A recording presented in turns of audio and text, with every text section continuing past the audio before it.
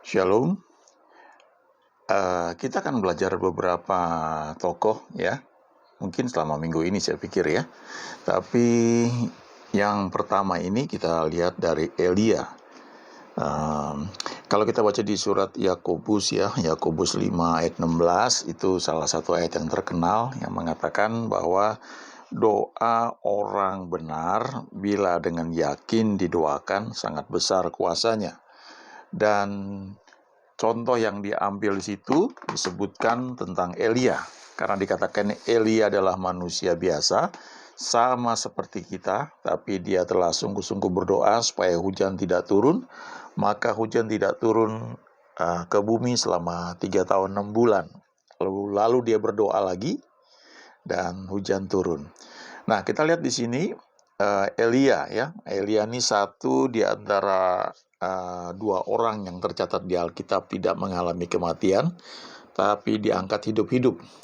Yang pertama adalah Henok, yang kedua adalah Elia. Ya. Saya bacakan di 1 Raja-Raja ya, pasal 17 mulai ayat 1. Lalu berkatalah Elia orang Tisbe dari Tisbe Gilead kepada Ahab, demi Tuhan yang hidup, Allah Israel yang kulayani, sesungguhnya tidak akan ada embun atau hujan pada tahun-tahun ini, kecuali kalau kukatakan. Ya, dia bilang seperti itu ya. Saya ulangi lagi nih ya. Oke nih. Ya. Kemudian datanglah firman Tuhan kepadanya, pergilah dari sini, berjalanlah ke timur, dan bersembunyilah di tepi sungai Kerit di sebelah timur sungai Yordan. Engkau dapat minum dari sungai itu, dan burung-burung gagak telah kuperintahkan untuk memberi makan engkau di sana. Lalu ia pergi, dan ia melakukan seperti firman Tuhan. Ia pergi dan diam di tepi sungai Kerit di sebelah timur sungai Yordan. Pada waktu pagi dan petang, burung-burung gagak membawa roti dan daging kepadanya, dan ia minum dari sungai itu. Ya. Tetapi sesudah beberapa waktu sungai itu menjadi kering, sebab sebab hujan tiada turun di negeri itu. Maka datanglah firman Tuhan kepada Elia, bersiaplah, pergi ke Sarfat yang termasuk wilayah Sidon, dan diamlah di sana. Ketahuilah, aku telah memerintahkan seorang janda untuk memberi engkau makan. Sesudah itu ia bersiap, lalu pergi ke Sarfat. Setelah ia sampai ke pintu gerbang kota itu, tampaklah di sana seorang janda sedang mengumpulkan kayu api. Ia berseru kepada perempuan itu, katanya, cobalah ambil bagiku sedikit air dalam kendi supaya aku minum. Ketika perempuan itu pergi mengambilnya, ia berseru lagi, cobalah ambil juga bagiku sepotong roti.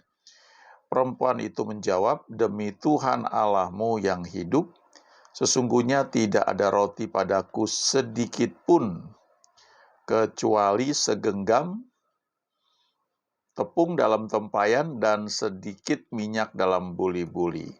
Dan sekarang aku sedang mengumpulkan 2-3 potong kayu api, kemudian aku mau pulang dan mengolahnya bagiku dan bagi anakku.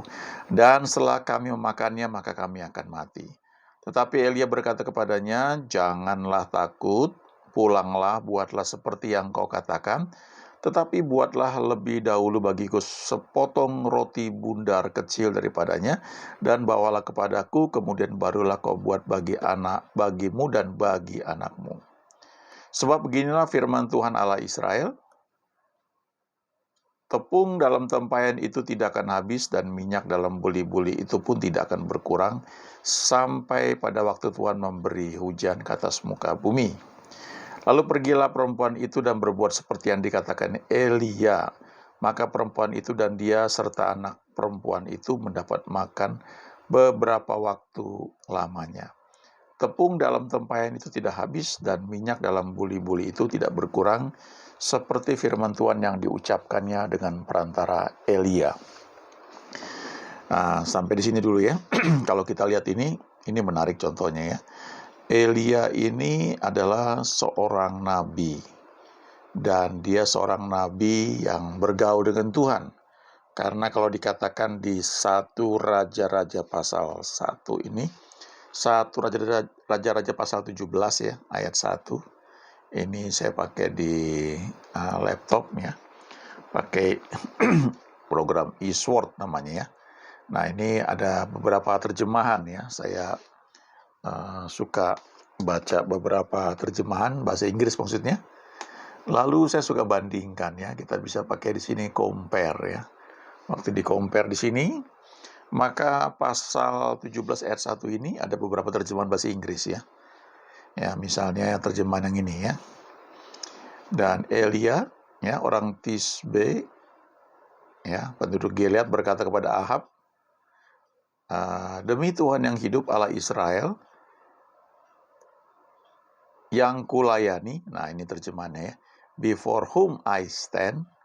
Ya, jadi terjemahan bahasa Inggrisnya mengatakan bahwa yang di hadapannya aku berdiri, ya, artinya aku berdiri sebagai pelayan, aku berdiri sebagai orang yang menantikan Tuhan mau ngomong apa, ya, sebagai seorang waiter kalau di restoran itu, kalau kita datang restoran, lalu ada pelayan yang datang, ya, disebut waiter. Kenapa waiter? Karena dia nunggu, ya, dia nunggu kita mau pesan apa, ya, namanya waiter, ya.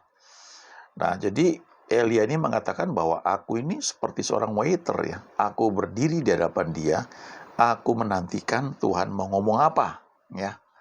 Nah, terjemahan lain lagi bahasa Inggris juga mengatakan Elia adalah seorang nabi dari Tisbe Gilead.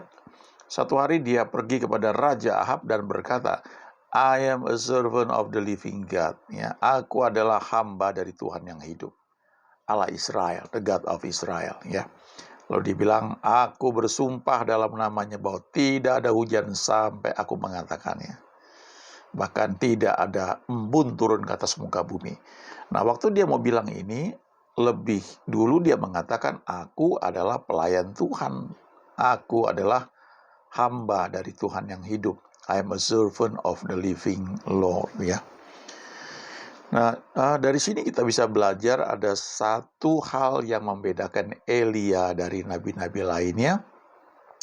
Dan dia tegaskan di sini bahwa dia adalah seorang hamba ya, hamba Tuhan. Dia seorang yang melayani Tuhan. Seorang waiter ya, yang menantikan Tuhan mau ngomong apa. Nah, kemudian memang dia dipakai oleh Tuhan untuk ini menegur Ahab ya, karena Ahab ini kan kalau kita baca lebih lanjut, dia itu dikendalikan oleh istrinya, namanya Isabel. Kadang-kadang kalau kita nggak hati-hati ya, seperti Ahab atau bahkan seperti Elia, kita nggak takut sama apapun, tapi takut sama wanita yang namanya Isabel. Ya, Ahab ini dikendalikan oleh istrinya yang namanya Isabel. Ya. Dan kadang-kadang kalau dalam konseling pernikahan ketika mau menikah, ini salah satu yang mungkin didoakan atau dibagikan ya, supaya nanti setelah menikah istri itu jangan ngontrol suami sama seperti Isabel mengontrol Ahab ya. Jadi Ahab ini kalau kita baca dia jadi begitu jahat karena dikendalikan oleh istrinya yang namanya Isabel. Nah, kembali ke cerita mengenai Elia ya. Elia ini kalau kita baca lebih lanjut ya, dia tidak takut sama Ahab ya, tapi belakangan nanti kalau baca di pasal 19 dia takut sama Isabel ya. Tapi di sisi lain kita bisa belajar bahwa Elia ini ketika dia menyampaikan firman Tuhan, karena Ahab ini sudah menyimpang dari Tuhan, sehingga Elia dalam tuntunan Tuhan menyampaikan ya bahwa nggak ada hujan sampai nanti kalau aku katakan. Dan memang nanti kalau kita baca di pasal 18, ketika mau turun hujan itu Tuhan ngomong dulu sama Elia ya. Jadi ini bukan sekedar mau-maunya Elia ya, enggak, ini dalam tuntunan Tuhan. Tapi memang ini ada dasar firman-Nya ya. Kalau baca di 1 Raja-Raja pasal-pasal awal ya, ketika Salomo menggantikan Daud ayahnya, maka ketika Salomo mempersembahkan korban, lalu Tuhan menampakkan diri kepada Salomo. Nah, dia tanya, kamu meminta apa? Salomo bilang, aku meminta hikmat. Lalu Tuhan bicara banyak sama Salomo, dan kalau kita baca ya, salah satu yang Tuhan katakan kepada Salomo adalah, jika umatku sungguh-sungguh mendengar suaraku, maka aku akan memberkati, akan ada hujan pada masanya, dan aku mencurahkan berkat dari langit ya kepada umatku ya, berkat hujan dari langit ke bumi. Tapi kalau umatku menyimpang, maka aku akan menutup langit sehingga tidak ada hujan. Nah, saudara, di sini kita belajar ya bahwa Elia ini dua hal ya. Dia tahu firman Tuhan. Ada firman Tuhan yang mengatakan bahwa kalau orang Israel itu menyimpang dari Tuhan, maka langit akan menjadi seperti tembaga. Langit itu tertutup, tidak ada hujan. Tapi ketika umat Israel berbalik, maka kembali langit menurunkan hujannya. Nah, itu firman yang Elia tahu. Ini kayak firman logos ya, kita tahu ya firman. Tapi ketika Elia bergaul dengan Tuhan, satu ketika Tuhan ngomong ya, dan dasarnya ada ya. Ya, memang di sini nggak dibilang, tapi jelas ya kalau kita pelajari bahwa Elia bisa mengatakan di ayat 1 itu, demi Tuhan yang hidup, Allah Israel yang kulayani, sesungguhnya tidak akan ada embun atau hujan pada tahun-tahun ini kecuali kalau kukatakan. Dia bisa bilang begitu bukan sekedar karena ada janji Tuhan, ada firman Tuhan yang mendasarinya, tapi karena dia bilang, yang aku adalah hamba Tuhan yang pelayan dari Tuhan yang kulayani, before whom I stand, yang di hadapan aku berdiri sebagai waiter yang menantikan dia mau ngomong apa ya. Jadi pasti Tuhan ngomong sama Elia ya. Jadi istilahnya ini rema. Nah, gitu ya. Jadi ada dasar firmannya, firman tertulis ya. Kalau di Perjanjian Baru kita belajar ada firman dan logos, tapi kemudian logos itu menjadi rema, dan ketika dikatakan itu menjadi sangat powerful. Nah, ini sebenarnya kita bisa bandingkan kalau kita lihat pasal 18 misalnya, waktu hujan mau turun ya. Nah, ini 1 Raja-Raja pasal 18 ayat 1 ya. Dan sesudah beberapa lama datanglah firman Tuhan kepada Elia dalam tahun yang ketiga, pergilah, perlihatkanlah dirimu kepada Ahab, sebab aku hendak memberi hujan ke atas muka bumi. Nah, gitu ya. Ada timingnya. Ini ada rema. Lalu Elia mulai datang, dia memperlihatkan diri kepada Ahab ya. Baru ada langkah-langkahnya kalau kita pelajari. Dia suruh kumpulkan nabi-nabi Baal, kemudian dia tantang nabi-nabi Baal itu untuk berseru supaya Baal yang mereka sembah itu menurunkan api dari langit gitu. Kalau nggak berhasil, nah giliran Elia ya. Lalu Elia menyusun batu, memperbaiki mesbah, dan kemudian minta air dituang di sekeliling mesbahnya itu. Kemudian dia mulai memanggil nama Tuhan, dan kemudian Tuhan menyambar dengan api dari langit, sehingga air itu habis ya, dijilat ya. Lalu orang-orang Israel melihat bahwa betul Tuhan yang disembah Elia itu adalah Tuhan yang benar. Kemudian nabi-nabi Baal dibunuh, dan setelah itu kalau kita baca Elia berdoa dan akhirnya langit menurunkan hujannya ya. Jadi dari sini kita melihat bahwa Elia ini memang tahu firman tertulis, firman logos. Tapi kapan itu dia ucapkan? Itu ketika Tuhan berbicara kepada dia. Nah, jadi istilahnya tuh dia ini ya membuka hati dia. Nah, aplikasinya kalau kita pelajari kehidupan Elia ya, tadi saya bilang kan ada di Perjanjian Baru ya. Di Yakobus dikatakan, Yakobus 5 ayat 16 nih ya. Doa orang benar bila dengan yakin didoakan besar kuasanya, ya. Nih, ya. Yakobus 5 ayat 16b. Doa orang yang benar bila dengan yakin didoakan sangat besar kuasanya. Baru dia sebutkan di sini, Elia adalah manusia biasa sama seperti kita, dan ia telah bersungguh-sungguh berdoa supaya hujan jangan turun, dan hujan pun tidak turun di bumi selama 3 tahun dan 6 bulan. Lalu ia berdoa pula dan langit menurunkan hujan dan bumi pun mengeluarkan buahnya. Nah, referensinya Elia. Ya, Elia berdoa dengan sungguh-sungguh. Tapi dia bukan hanya berdoa dengan sungguh-sungguh. Dia tahu firman. Nah, dia tahu firman, kemudian dia bergaul dengan Tuhan. Jadi firman yang dia sudah tahu itu, dia aplikasikan sebagaimana tuntunan Tuhan. Nah, ini yang perlu kita tahu ya. Bagi contoh beginilah ya. Sejak, saya nggak tahu persisnya mulai kapan ya. Di seluruh dunia ya cukup banyak orang melakukan doa keliling ya. Sebenarnya kalau kita pelajari di Alkitab, doa keliling itu dasarnya dari mana ya? Mungkin kita akan ambil ketika tembok Yeriko ya dikelilingi selama 6 hari masing-masing sekali, dan pada hari yang ketujuh itu dikelilingi 7 kali. Jadi total tuh 13 kali ya dikelilingi. Pada kali yang ke-13 ya, lalu trompet dibunyikan, lalu mereka bersorak dan tembok itu rubuh ya. Itu pada putaran yang ke-13 total ya. Karena 6 hari itu kan masing-masing sekali.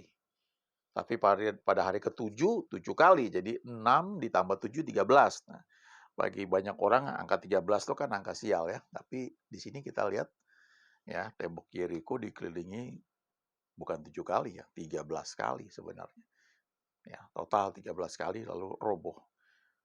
Nah, itu seringkali dipakai sebagai dasar untuk doa keliling ya.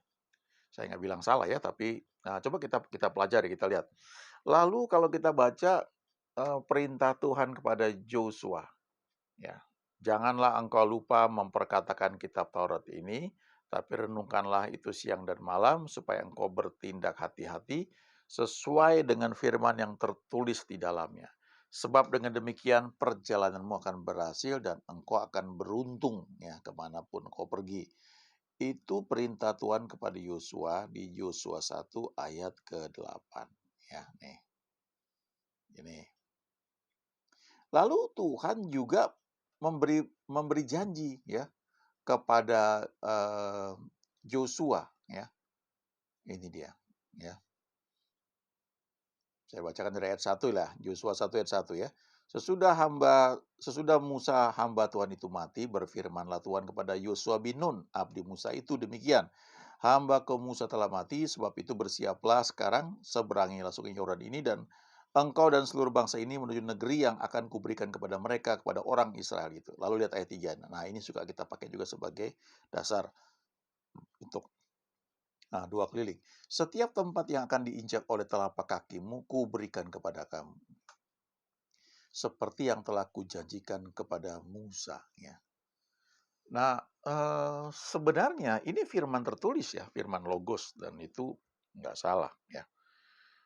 Tapi kalau kita aplikasikan seperti yang Tuhan perintahkan kepada Yosua waktu itu, maka itu tidak selalu tepat juga sebenarnya ya. Karena ini kan firman kepada Joshua, tapi bukan berarti nggak bisa Tuhan bicara sama kita. Tapi maksud saya adalah ketika kita melakukan yang sebagian orang katakan tindakan profetik misalnya ya, termasuk doa keliling, itu sebenarnya memang harus digerakkan oleh Tuhan dalam hati kita. Ya. Jadi dengan kata lain nggak bisa kita bilang begini, oh saya mau klaim daerah ini menjadi milik saya. Lalu kita doa keliling, ya, kita putar 7 kali atau 70 kali 7 kali. Ya. Tapi kalau nggak ada tuntunan Tuhan buat kita, walaupun ada firman-Nya, itu ya saya bisa berkata bahwa nggak ada hasilnya, ya. Kan nggak bisa sembarang tempat ya, misalnya gini, dulu ada sama Tuhan cerita ya, ketika ada orang pakai mobil bagus, lalu anak-anak Tuhan yang baru belajar doa gitu ya, "Wah saya tumpang tangan ini, mobil ini jadi saya juga punya mobil kayak begini," misalnya gitu, atau "Saya jadi milik saya," gitu. Nggak bisa seperti itu ya. Eee, Setiap firman sebenarnya ya, itu menjadi powerful kalau kita pertama kita punya dasar firman, tapi yang kedua kita mendapatkan tuntunan dari Tuhan, itu ya. Jadi bukan satu formula yang kita ucapkan tanpa koneksi dengan Tuhan. Ya, poinnya itu.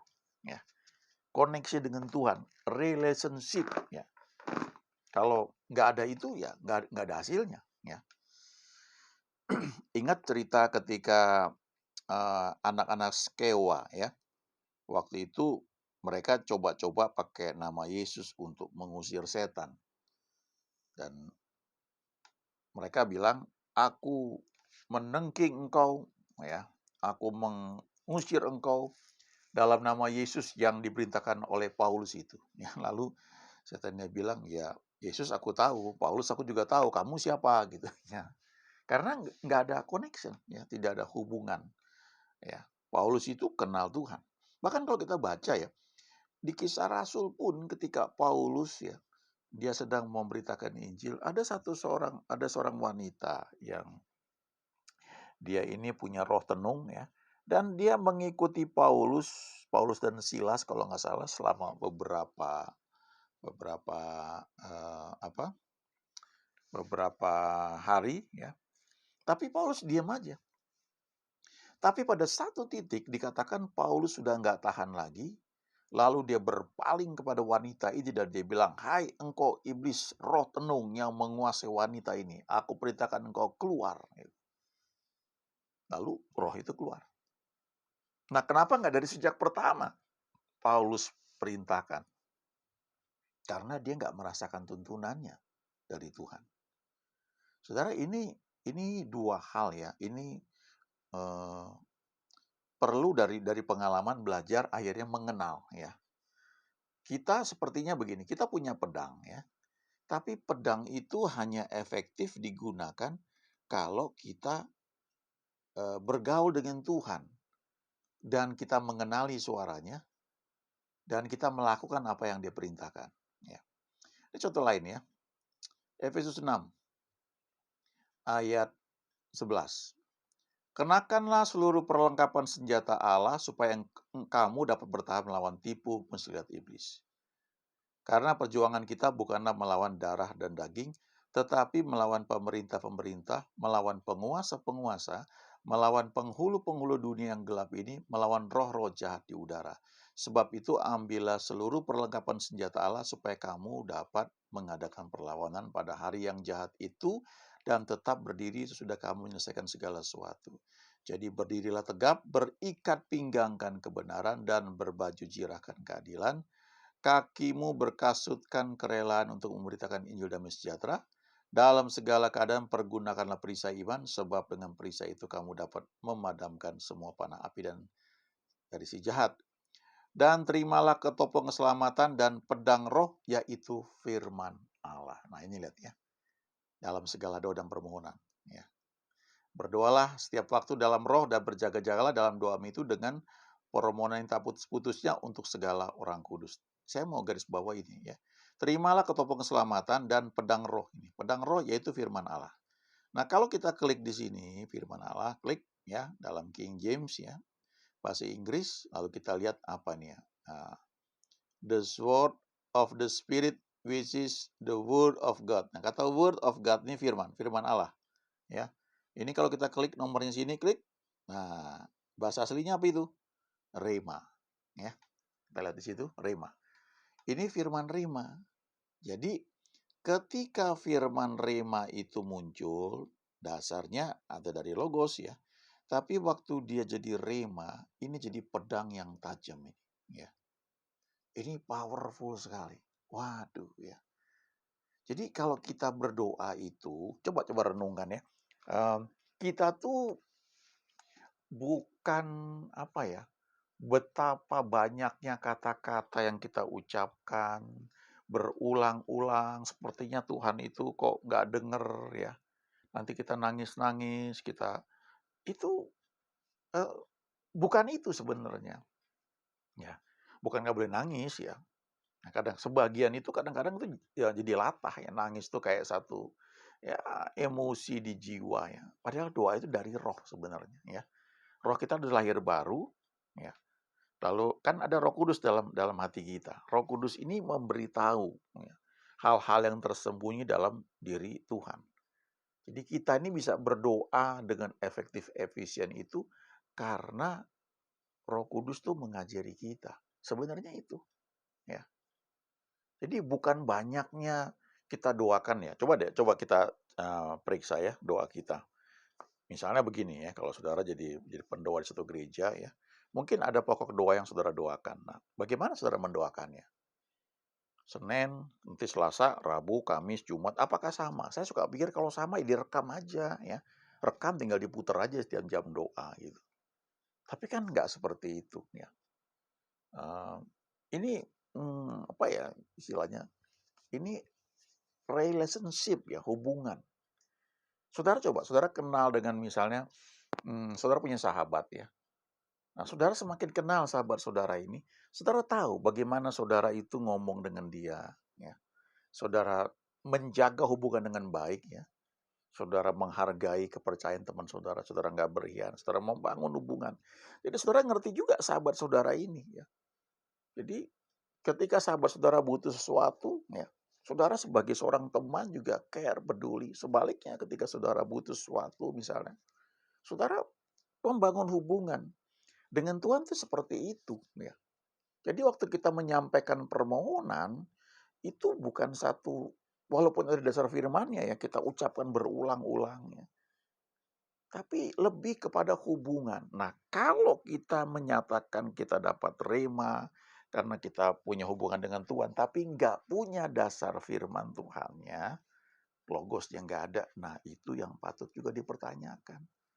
Ya, itu sebabnya dikatakan jangan anggap rendah nubuat, nubuat, uji segala sesuatu, peganglah yang baik ya. Nubuat itu kan pesan Tuhan ya, pesan dari Tuhan kepada orang lain ya, lewat kita misalnya. Atau orang lain kepada orang lain Tuhan pakai ngomong sama kita. Nah, kita nggak boleh anggap remeh, tapi kita nggak boleh terima mentah-mentah gitu juga ya. Nah, harus diuji. Bagaimana ngujinya? Lewat firman Tuhan. Ya. Jadi firman logos itu perlu, tapi kalau logos saja tanpa pernah jadi rema, kita menjadi ahli Taurat, kita menjadi ahli hukum ya. Kalau lihat ya, kalau saudara lihat apa namanya pembela, pengacara ya, atau apa namanya jaksa penuntut ya, itu kan ketika menuntut atau pengacara pembela itu kan semua pakai pakai dasar KUHP ya, Kitab Undang-Undang Hukum Pidana atau Perdata. Jadi semua pakai itu. Tapi coba lihat ya, sama-sama mungkin, pengacara, sarjana hukum, pakai pasal yang sama. Tapi kan banyak kasus bisa terjadi orang yang salah dibenarkan, orang yang benar disalahkan, ya. Pakai pasal yang sama mungkin, ya, maksudnya dalam kitab yang sama tapi pasalnya berbeda. Nah, apa yang membedakan? Ya karena itu digunakan dengan spirit yang berbeda, ya. Digunakan untuk bukan hal yang baik. Nah, jadi ada kitab tertulis tapi ada spiritnya gitu. Nah, kalau di firman Tuhan di Alkitab itu ada firman tertulis, ada logosnya, lalu ada Roh Kudus yang membuat itu menjadi rema. Nah, itu spiritnya ya, Roh Kudus yang menghidupkan itu. Nah, itu tentu hal yang baik, hal yang benar, bukan hal yang jahat begitu ya. Jadi kembali lagi kalau kisah mengenai Elia ya, ini kan tadi saya ngambil contoh banyak ya, agak kemana-mana. Tapi yang saya mau sampaikan adalah kita bisa belajar dari Elia di sini. Dia tahu firman, ya. tapi dia juga bergaul dengan Tuhan. Pertama-tama dia bilang, aku adalah a servant of the living God. Ini, aku adalah hamba dari Tuhan yang hidup. Aku melayani Tuhan. Lalu karena aku melayani Tuhan, aku tahu dasar firman, Tuhan berbicara, baru aku ngomong. Nah, ketika terjadi kelaparan, kita lihat di sini. Ya, Tuhan berkata, sembunyi di tepi sungai Kerit. Nah, selama dia bersembunyi di sini, dia bisa minum dari sungai Yordan. Ya, itu hal yang natural sekali. Tapi ada yang supernatural, yaitu burung-burung gagak diperintahkan untuk memberi makan Elia. Dan model dia cuma nurut aja, dengar firman Tuhan ya nurut. Nah, ini pelajaran penting buat kita. Juga di masa-masa pandemi ini, ayo terus pertajam telinga rohani kita. Tuhan suruh apa kita lakukan dengan setia. Ya. Mungkin sekarang mulai masuk level PPKM, kita nggak bebas keluar, ibadah juga mungkin barangkali terbatas untuk bisa berkumpul bersama. Tapi kan kita bisa berdoa di rumah, ya, secara pribadi. Ayo bangun hubungan dengan Tuhan. Ya, jangan lalai. Jangan menjadi alasan gitu. Kadang-kadang saya suka melihat kok orang, nggak apa-apa sih ya kita buat banyak aktivitas ya. Tapi jangan sampai kita itu eh, terjebak ya. Kita bilang, wah nggak bisa beribadah nih karena PPKM ya. Tapi aktivitas lain bisa kita lakukan ya. Nah, itu masing-masing ya pribadi ya. Nah, saya tidak bermaksud untuk memberikan penilaian, tapi artinya begini loh ya. Di masa yang mungkin bagi sebagian orang ini masa-masa yang sulit ya, Elia ini pernah lalui juga ya. Dan modalnya nurut aja sama Tuhan. Ya. Dia minum dari sungai Kerit, lalu burung-burung gagak diperintahkan datang membawa roti dan daging. Saya suka mikir ini seperti GoFood ya datang ya. Dan burung gagak ini burung buas loh ya. Jadi Elia ini dipelihara secara supernatural. Dia pagi, habis dia mungkin satu dulu berdoa, dia ambil minum, lalu dia mulai lihat mana nih kiriman makanan mau datang yang dipakai burung gagak. Ya. Roti dan daging. Ini istilahnya roti impor, daging impor nih. Ya. Lalu setelah beberapa waktu sungainya menjadi kering, nah, karena telinga dia peka, dia pelihara terus, Tuhan bilang sama dia, ayo sekarang pergi ke Sarfat. Nah, saudara, di masa-masa kayak sekarang ini, kalau kita belajar terus punya telinga yang peka dan kita taat melakukan bagian kita, nanti bisa aja Tuhan bukakan satu jalan. Kita disuruh buat sesuatu, lakukan. Ya. Belajar nurut aja. Ya. Kalau ini contohnya Elia, dia pergi ke Sarfat. Dan Tuhan bilang, aku telah merintahkan seorang janda untuk memberi engkau makan. Nah, ini nggak dibilang jandanya gimana, janda kaya apa janda miskin, nggak dibilang. Tapi saya percaya ini ya, mungkin begitu dia masuk ke Sarfat, ya dia buka telinga rohani dia coba untuk peka, kemudian akhirnya dia lihat seorang janda ya di situ, sudah mengumpulkan kayu api. Mungkin dia tes ini ya, dia bilang, cobalah ambil bagiku sedikit air dalam kendi supaya aku minum. Nah, ketika perempuan itu mengambilnya, dia tambahin lagi nih ya. Saya percaya ini dorongan dari Tuhan ya, untuk dia bilang, buatkan bagiku sepotong roti. Lalu ketika perempuan ini bilang, ya udah nggak ada lagi, cuma tinggal sedikit nih. Itu pun cuma buat aku dan anakku. Habis aku makan, habis itu kami nggak punya apa-apa lagi. Tapi Elia ini sudah terlatih, kenal suara Tuhan, langsung dia ngerti, ini orangnya rupanya. Lalu dia bilang, jangan takut, buat seperti yang kau katakan, ya. Tapi sebelum itu buat bagiku dulu sepotong roti bundar kecil daripadanya. Bawalah kepadaku, setelah itu barulah kau buat bagimu dan bagi anakmu. Nah, ini satu prinsip lagi ya. Di masa mungkin sekarang ini pandemi ya, barangkali kita, barangkali saya nggak tahu ya, ada di antara kita mengalami seperti janda di Sarfat ini. Ya, penghasilan kecil. Ya. Tapi jangan pernah abaikan apa yang kita tahu Tuhan taruh di hati kita. Ya. Karena sebagian yang kita terima itu sebagian benih untuk ditabur, ya, sebagian roti untuk dimakan. Nah, ngomongnya mungkin gampang ya, tapi kalau kita terbiasa untuk nurut sama Tuhan, kita akan makin kenal suaranya. Dan waktu janda ini nurut, ya, Tuhan bilang tepung dalam tempayan itu tidak akan habis-habis, dan minyak dalam buli-buli itu pun tidak akan berkurang, sampai pada waktu Tuhan memberi hujan ke atas muka bumi. Nah, ini bentuknya kalau bahasa sekarang bisa macam-macam, ya. Misalnya begini, saudara, hal praktis lah. Saya ambil contoh praktis ya, misalnya begini.